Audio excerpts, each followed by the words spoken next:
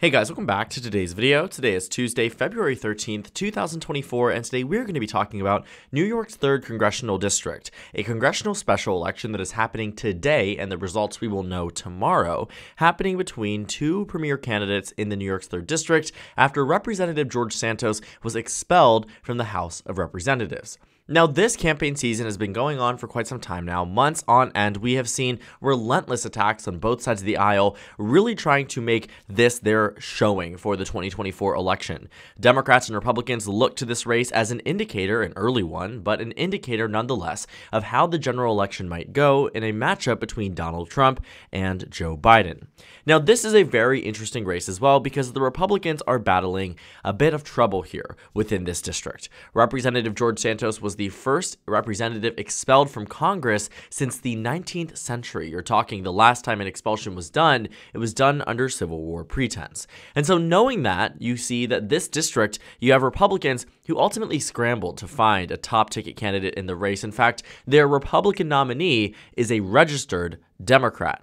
Now, that isn't to say that Republicans don't have a chance at winning tonight. This is going to be a close race. This video is going to be talking about the data that we have now as of around 2:30 p.m. Eastern Time. This video should hopefully be out by sometime around 3 or 3:30. And right now you are seeing that Democrats have an upper hand when it comes down to polling, fundraising, and some of the early data that we are seeing today. Now, Tom Suozzi, the Democratic nominee for this seat, both party nominees, by the way, were handpicked by the parties. There was no primary contest. Tom Suozzi was chosen by the party because he actually served in this congressional seat for, nearly half a decade. He was first elected all the way back in 2016, re-elected in 18, elected again in 2020, chose to retire in 22 to run for governor, lost that bid to then Governor Kathy Hochul, who came in after being the lieutenant governor, then was put in because Andrew Cuomo's resignation, and she easily won that primary. So that was that part of things for Tom Suozzi, but he is a Long Island native, right? He is someone who the voters know, the voters have voted for in the past, and in 2020, he won his race against none other than George Santos by a margin of around 12 points. And so now that he has been chosen again for the nomination, you find that Democrats are quite hopeful about their chances and their prospects within this district, especially as it might be an early indicator of Democrats winning or losing support relative to the last election.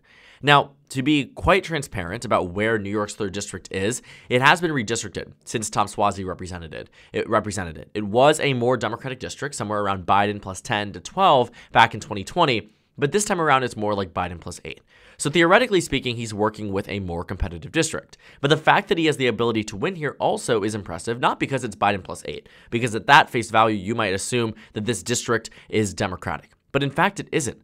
Biden is the first Democrat to win this district in quite some time, and Republicans pretty consistently had done quite well in Long Island, especially in this congressional district. George Santos, even back in 2022, was able to win in the New York race by a margin of around 10 points, an 8-point victory over Robert Zimmerman, who was the Democratic nominee for New York's 3rd District. And so, like I was saying, this is a district that has swung back and forth between Democrats and Republicans, but today we will have the first true test of the 2024 election season, and let's start off by taking a look at some of the preliminary election data.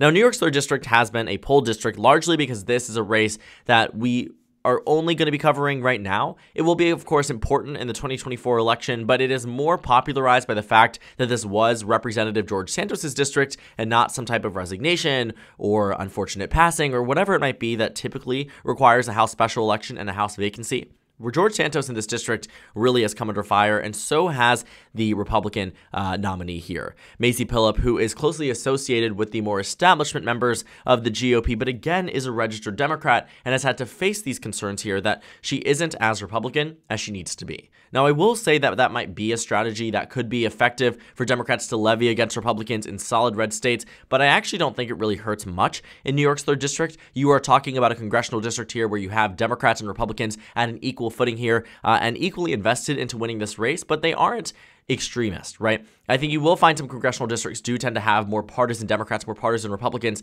New York's 3rd District really isn't that. It is a swing district and fundamentally does sway back and forth, just as there are a significant chunk of independent voters here and a recently emerging, growing Democratic base. Long Island used to be a Republican stronghold before the Trump era, and following his nomination and Republicans following suit in terms of his candidacy style, you found that those candidates tended to do worse in states like New York. But you might be wondering, okay, If the numbers show that Tom Suozzi is going to win by 4 points, 4 points, 3 points, how in the world did it go red back in 2022? Wasn't 22 a good year for Democrats? In theory, yes. In New York, absolutely not. New York had the problem of having a top ticket race here, the governor's race. Kathy Hochul, Lee Zeldin, who also ended up actually serving in the House of Representatives before running for governor, he did clinch the Republican nomination, unlike Tom Suozzi on the Democratic side. But you found here that her race was decided by a margin of around 6 points. And so New York is a state where Democrats typically are winning by 25 to 30 points. It's typically something that runs up the margin, is a substantial victory for Democrats, and thus the down ballot races follow suit. But in this state, you didn't find that in 22. And Democrats were demolished. This map here theoretically should have given Republicans anywhere from 6 to 7 seats. They ended up winning around 11. And Democrats are hopeful that with this new map that's being redrawn, it does win them back some seats. Tom Suozzi, I'm sure if he wins this seat, will be districted into a more safe and compact district in Long Island. But regardless here, you find that New York is operating under the same guidelines and the same congressional map as 2022, which means there is a possibility that Republicans do win here. But like I was saying, the polls show here that the Democrats are going ahead, and I also think now that we are on Election Day, we can take a closer look at some of the early numbers we have received in this district and what it might mean for the outcome of this in just a few hours. In 2022, Democrats had around a 13-point advantage when it came down to early and mail-in votes, meaning that these are voters here that are registered with either side of the aisle, who the Secretary of State does release, or the Board of Elections, whatever the state calls it. You find that they release the numbers on the amount of ballots pulled by any specific party. So for example, if I'm a Democrat and I pull a ballot, or if I'm a Republican and I pull a ballot, that number will be tallied and published even before the results are in. Because not every Democrat and not every Republican, I caution this and say, not every Democrat here is going to vote blue, because there are some ancestral Democrats in the Long Island region, regardless of what it is. You find that it does have a little bit of an accurate indicator here. And I think for a point of comparison, though, what I think might be interesting is that what we are seeing is that in 2022, the overwhelming majority of the votes happened on Election Day. 53,000 votes you found, 192,000 votes you found on Election Day in 2022.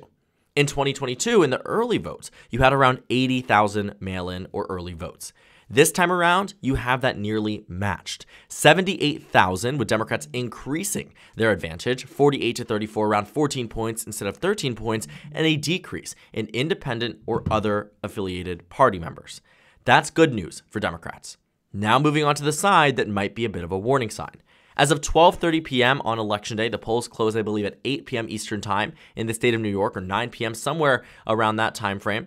You find here that you have Democrats losing to Republicans by around 5% when it comes down to the Election Day turnout. But again, look at that bank that they built up in the early and mail-in votes. What it would require here is that Democrats are losing more when it comes down to the Election Day vote, which is happening. But the turnout numbers just simply aren't. Now, if you're on the East Coast, you probably know about the snowstorm that has been ravaging across the New England region, New York, Pennsylvania, New Jersey, Maryland, right? Regions of this country that are getting snow. Especially on a day like this, it's not going to be helpful for turnout. Now, it has been blizzarding and snowing all morning, which can explain why turnout is just around 16,000 in comparison to 192,000 on Election Day in 2022. I don't expect this special election to receive the same turnout that it did in 2022.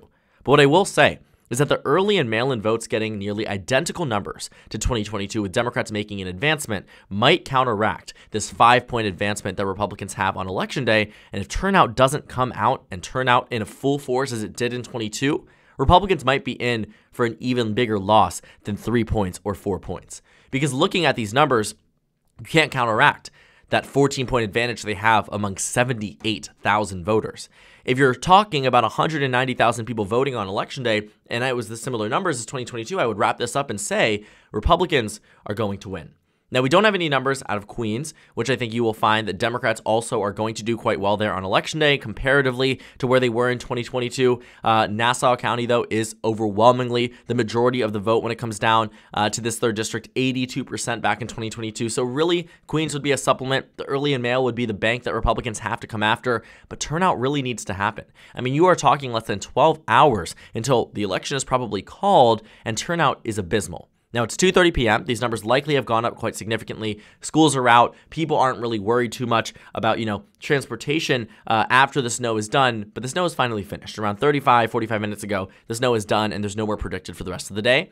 But I think Democrats might have benefited by this weather too. And so as we start to look at some of the more and more data that we see released, you see that Queens and Nassau are seeing very, very low turnout. I mean, you are not talking about substantial turnout by any metric, which is good news for Democrats at face value. I think it's going to be very interesting, though, looking at this 3rd district, but it isn't just me who's taking these numbers and predicting that Tom Suozzi is going to win the race. I've been adamant since I made my first video talking about how Democrats were likely to flip this congressional seat. I think it's a tough sell to vote for Mazie Philip. I think it's a difficult sell to vote for a Republican after such scandal and such, embarrassment was associated with their party because of George Santos. It also doesn't help, too, that Tom Suozzi just happens to be a tried and tested politician in this region. Voters know him, voters like him, and voters have voted for him before. Robert Zimmerman simply wasn't that. Not to mention that though George Santos did win by 8 points, you were seeing a reduction across the state of what was a Biden plus 25 state to a Democrat plus 6 state. And so when you see a 20-point swing across the entirety of the state of New York, it is more explainable to see a 16-point shift in New York's 3rd district. But Split Ticket, which is a reputable election model resource and a forecasting website, they find that Tom Suozzi has around a 2-to-1 chance at victory in this special election. Now, I have reaffirmed that I think it's going to be close, but I do fundamentally believe Tom Suozzi is going to win. Could Mazie Philip win? Sure. This is not a race that I think I could call in my sleep. It's not a safe race. It's not a likely race. It is a race that I think if you're going to take a look at who's most likely to win, sure, Democrats have that upper hand. But can Republicans win? The answer is absolutely yes. And I think if Republicans do win, it will be a warning sign for Democrats. Now, in terms of major takeaways from this, I want to set up 3 realities in which we have.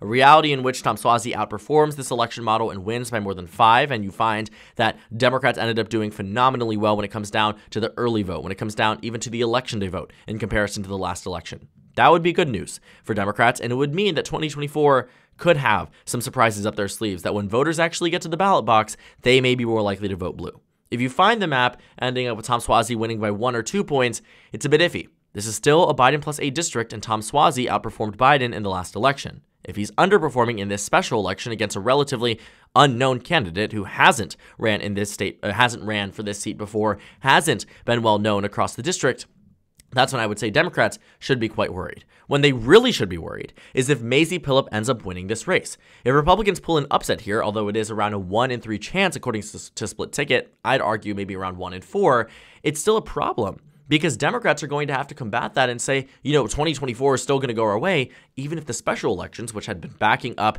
Democratic victories and moral victories from 22 to 23 and hopefully into 24 for them, it might not happen. And it could be a really, really, big defeat if Tom Suozzi, again, as somebody who has such a reputation across the state, across the district, ends up losing in the 3rd district. And so I think all of our eyes should be watched very closely onto what we see on Election Day over the next couple of hours. I think we are going to see Election Day turnout really not skyrocket, but increase tremendously. But the question is, do Republicans overcome this advantage that Democrats have built up?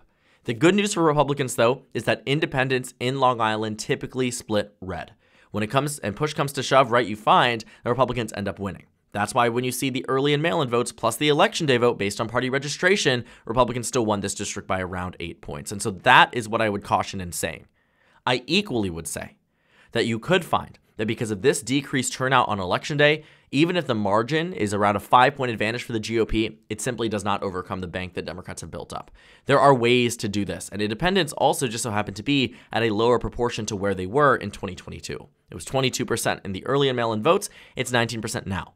On election day, it was 28%. Now it's 25%. And so Democrats are either matching or outperforming metrics from 22. Republicans are outperforming on election day and by 1 point on the special election, but still losing on the overall net. And independents, you are seeing a drop-off here. Republicans, we can generally assume, are going to vote red. We can't assume all Democrats are going to vote blue. Independents are a little bit up in the air, but it's a very interesting race to watch, but one that I think I could say, based on the numbers we've seen today, the preliminary numbers and expert ratings and forecasts, that Tom Suozzi will likely win this race this evening in New York's 3rd district. But as I just said, in any of those 3 realities, you will find a bunch of different takeaways from this election that can fuel your expectation for the 2024 election. Trump, Biden, whatever, whoever you want to take it and extrapolate these results to. make sure you're looking at it from the lens of this individual district and making sure that you aren't taking it this and broadening it too far, because it isn't a heavy indicator of how the national race might go, but more so on the local level here, on some of these swing districts, how other swing districts might go. But I would push away from the idea that this somehow is indicative of the entire country in total absolutes. But I think there are takeaways that we can have from this. I'm only interested in to see which party ends up winning this evening, and by how much, and what direction the rest of the country seems to be going in following this special election. So thank you guys so much for watching this video. Make sure to comment down suggestions below, subscribe on the left if you haven't already, and check out the Instagram and Twitter. At the bottom left of the screen, there's also a Discord server for you to go ahead and join. On the screen, there's a video you can watch, and then a playlist for my 2024 election analysis videos. Again, thank you guys so much for watching, and I will see you all later today.